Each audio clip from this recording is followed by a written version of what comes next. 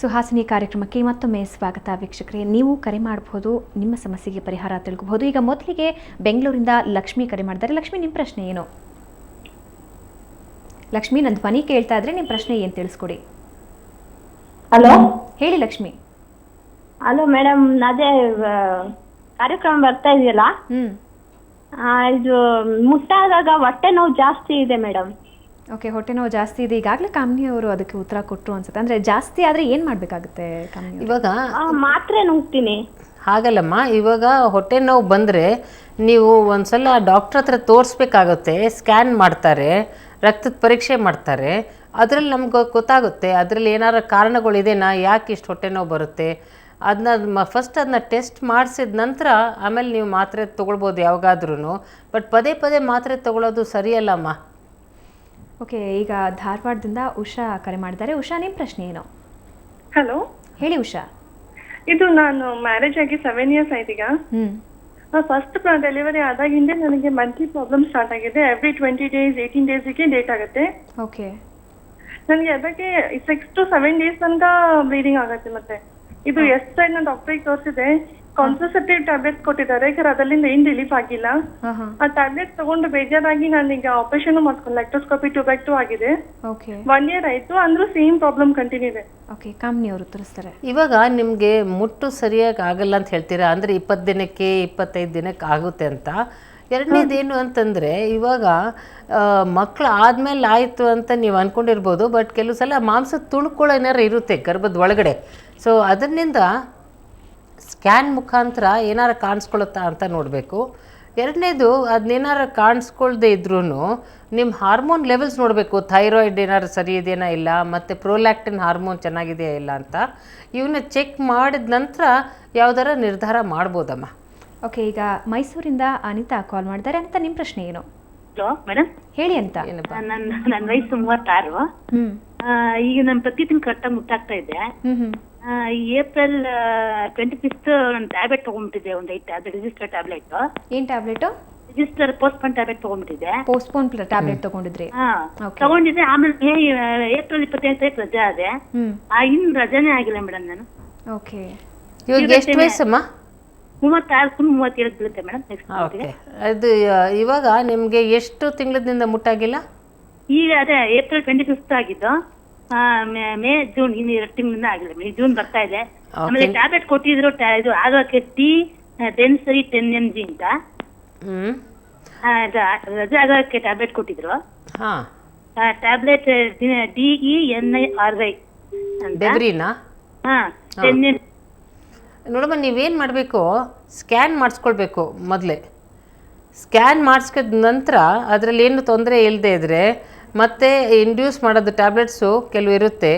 ನೀವು ಸ್ಕ್ಯಾನ್ ರಿಪೋರ್ಟ್ನ ತೋರಿಸ್ಬಿಟ್ಟು ನಿಮ್ಮ ಡಾಕ್ಟ್ರ್ ಹತ್ರ ತೋರಿಸಿ, ಆಮೇಲೆ ಅವರು ನೋಡಿಬಿಟ್ಟು ನಿಮ್ಗೆ ಹೇಳ್ತಾರಮ್ಮ. ಓಕೆ, ಈಗ ಅಂಜಲಿ ಬೆಂಗಳೂರಿಂದ ಕರೆ ಮಾಡಿದ್ದಾರೆ. ಅಂಜಲಿ, ನಿಮ್ಮ ಪ್ರಶ್ನೆ ಏನು? ಡಾಕ್ಟ್ರನ್ನ ಕೇಳಿ. ಓಕೆ, ಕರೆ ಕಟ್ಟಾಗಿದೆ. ಡಾಕ್ಟರ್, ಇದು ಇವಾಗ ಹೇಳ್ತಾ ಇದ್ರು ಪೋಸ್ಟ್ಪೋನ್ ತಗೊಳ್ಳೋದ್ರಿಂದ ಚೇಂಜಸ್ ಆಗಿದೆ ಅಂತ. ಇದು ಆಗುತ್ತಾ? ಪೋಸ್ಟ್ಪೋನ್ ಮಾತ್ರ ಒಳ್ಳೇದು, ಯಾಕೆಂದರೆ ಇವತ್ತಿನ ದಿನದಲ್ಲಿ ಎಲ್ಲರೂ ತಗೋತಾರೆ. ಹಬ್ಬ ಹರಿದಿನ ಬರ್ತಾ ಇದೆ ಅಂದರೆ ಎಲ್ಲಿ ಆಗ್ಬಿಡುತ್ತೋ ಅಂದ್ಬಿಟ್ಟು ಮುಂಚೆನೇ ತೊಗೊಂಡ್ಬಿಡ್ತಾರೆ. ಅಥವಾ ಎಲ್ಲಾದರೂ ಹೊರಗಡೆ ಹೋಗಬೇಕು ಆದರೂ ಕೂಡ they use it. Is it safe? ಅದು ಸೇಫ್ ಅಂತ ನಾನು ಹೇಳೋಕ್ಕಾಗಲ್ಲ.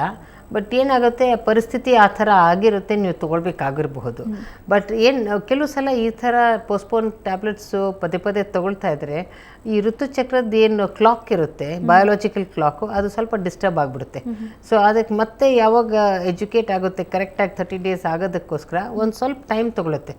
ಆಮೇಲೆ ಅದು ಸರಿ ಹೋಗುತ್ತೆ. ಬಟ್ ಇದು ಎಲ್ಲರಿಗೂ ಆಗೋದಿಲ್ಲ, ಕೆಲವು ಜನಕ್ಕೇ ಆಗುತ್ತೆ ಇದು. ಸೊ ಅದರಿಂದ ಅವರು ಭಯ ಬಿದ್ಕೊಳ್ಳೋಕ್ಕೇನು ತೊಂದರೆನೇ ಇಲ್ಲ ಇದರಲ್ಲಿ. ಬಟ್ ಏನಂತಂದರೆ ಕೆಲವು ಸಲ ಈ ಥರ ಪೋಸ್ಟ್ಪೋನ್ಮೆಂಟ್ ಟ್ಯಾಬ್ಲೆಟ್ ತೊಗೊಂಡಿರ್ತಾರೆ, ಆಮೇಲೆ ಗರ್ಭಿಣಿ ಆಗಿಬಿಟ್ಟಿರ್ತಾರೆ. ಓಕೆ, ಸೊ ಅವ್ರು ಇನ್ನೂ ಪೀರಿಯಡ್ ವೇಟ್ ಮಾಡ್ತಾ ಇರ್ತಾರೆ, ಆದರೆ actually she is 2 months pregnant ಅಂತ. ಸೊ ಅದರಿಂದ ಇದನ್ನು ನಾವು ನೋಡ್ಬೇಕು, ಗಮನಿಸಬೇಕಾಗುತ್ತೆ. ಸೊ ಅದು ದಿಢೀರಾಗಿ ಮತ್ತೆ ಪೀರಿಯಡ್ ಸ್ಟಾರ್ಟ್ ಆಗೋದಕ್ಕೆ ಇನ್ನೊಂದು ಔಷಧಿ ಕೊಡಬಾರ್ದು. ಸ್ಕ್ಯಾನ್ ಮುಖಾಂತರ ಫಸ್ಟ್ ಇದು ನಾವು ಕ್ಲಿಯರ್ ಮಾಡಬೇಕು. ಅವರು ಮುಟ್ಟಾಗಿಲ್ಲದೆ ಇದ್ದಿದ್ರೆ ಅದು ಪೀರಿಯಡಿಂದ ಏನಾದ್ರು ಪ್ರಾಬ್ಲಮ್ ಅಥವಾ ಗರ್ಭಿಣಿ ಏನಾರು ಇದ್ದಾರಾ ಆ ಥರ ನೋಡಬೇಕಾಗುತ್ತೆ. ನೋಡಿಕೊಂಡು ಆಮೇಲೆ ನಾವು ಔಷಧಿ ಕೊಡಬೇಕು. ಓಕೆ, ಈಗ ಬೆಂಗಳೂರಿಂದ ಲತಾ ಕರೆ ಮಾಡಿದ್ದಾರೆ. ಲತಾ, ನಿಮ್ಮ ಪ್ರಶ್ನೆ ಏನು? ಡಾಕ್ಟರ್ನ ಕೇಳಿ. ಹಲೋ, ಹಲೋ, ಹೇಳಿ ಲತಾ. ಮದುವೆ ಆಗಿ 4 ವರ್ಷ ಆಯ್ತು. ಇನ್ನು ಮಕ್ಕಳಾಗಿಲ್ಲ, ಅಂದ್ರೆ ಪೀರಿಯಡ್ ತಿಂಗಳಿಗೆ ಸರಿ ಆಗೋದಿಲ್ಲ. ಏನಮ್ಮ? ತಿಂಗಳಿಗೆ ಸರಿಗೆ ಪೀರಿಯಡ್ ಪೀರಿಯಡ್ ಆಗಲ್ಲ? 1 ವರ್ಷ ಆ ಥರ ಆಗ್ತದೆ. 1.5 ತಿಂಗಳನಾ? ಹಾಂ. ಇವಾಗ ನೋಡಿ ಅಮ್ಮ, ನೀವು ಇವಾಗ 1.5 ತಿಂಗಳ 2 ತಿಂಗಳಿಗೆ ಒಂದ್ಸಲ ಆಗ್ತಾ ಇದ್ರೆ ಅಂಡಾಣುಗಳು ಬಿಡುಗಡೆನಲ್ಲಿ ಪ್ರಾಬ್ಲಮ್ ಇರುತ್ತೆ. ನಿಮ್ಮದು ಮೈ ಬೊಜ್ಜು, ನೀವು ತೆಳ್ಳಗಿದ್ದೀರಾ ಏನು ದಪ್ಪ ಇದ್ದೀರಾ? ಸ್ವಲ್ಪ ದಪ್ಪ ಇದ್ದೀವಿ. ಹಾಂ, ಇದು ಏನಾಗುತ್ತೆ, ನೀವು ಎಕ್ಸಸೈಸ್ ಮಾಡಿಬಿಟ್ಟು ಸ್ವಲ್ಪ ನಿಮ್ಮದು ವೇಟ್ ಕಮ್ಮಿ ಮಾಡಬೇಕು. ಸರಿ. ಎರಡನೇದು, ನೀವು ನಿಮ್ಮದು ಹಾರ್ಮೋನ್ ಲೆವೆಲ್ಸ್ ನೋಡ್ಕೋಬೇಕಮ್ಮ. FSH, LH, ಮತ್ತು ಇನ್ನೊಂದು 2 ಹಾರ್ಮೋನ್ಸ್ ಇದೆ, thyroid hormone and prolactin hormone. ಇವನ್ನೆಲ್ಲ ನೋಡಿದ ನಂತರ ನಿಮಗೆ ನಾವು ಅಡ್ವೈಸ್ ಮಾಡ್ಬೋದು ಯಾವ ರೀತಿ ನೀವು ಟ್ರೀಟ್ ಮಾಡಬೇಕಂತ. ಓಕೆ, ಈಗ ಸಾಯಿನಾ ಕರೆ ಮಾಡಿದ್ದಾರೆ. ಸಾಯಿನಾ, ನಿಮ್ಮ ಪ್ರಶ್ನೆ ಏನು ಡಾಕ್ಟ್ರನ್ನ ಕೇಳಿ. ಹಲೋ. ಹಲೋ ಡಾಕ್ಟ್ರೆ, ನನಗೆ 32 ಇಯರ್ಸ್. ಹಾಂ. ನನಗೆ ಅದು ಎದೆಯಲ್ಲಿ ಹಾಲು ಬರ್ತಾ ಇದೆ. ನನ್ನ ಮಕ್ಕಳ ಆಪರೇಷನ್ ಆಗಿನೂ ಒಂದು 8 ವರ್ಷ ಆಗಿದೆ. ಎದೆಯಲ್ಲಿ ಸ್ವಲ್ಪ ನೋವು ಥರ ಕಾಣಿಸ್ಕೊಳ್ಳುತ್ತೆ, ಆಮೇಲೆ ಒಂಥರ ನೀರು ಥರ ಬರುತ್ತೆ. ಅದು ಯಾಕೆ ಅಂತ ಕೇಳಬೇಕು. ಇದು ಕಾರಣ 2. ಒಂದು ಇದು ಹಾಲು ಅಂತಂದರೆ ಹಾಲು ಥರನೇ ಇರುತ್ತಾ ಅಥವಾ ನೀರು ಥರ ಇರುತ್ತೆ?